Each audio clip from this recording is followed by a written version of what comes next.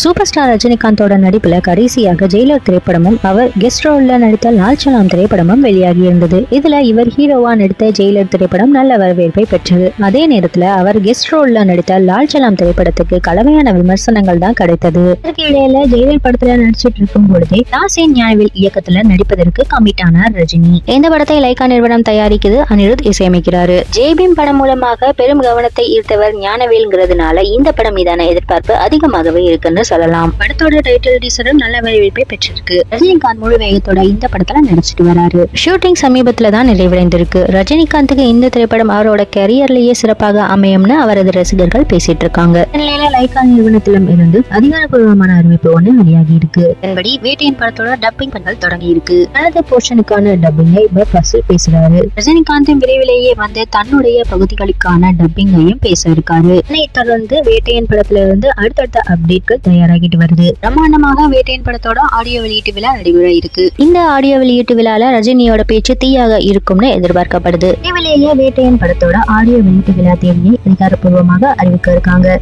வேட்டையன் ட்ரெய்லரை தற்பொழுது படக்குழுவினர் தயார் செய்துட்டு வராங்க.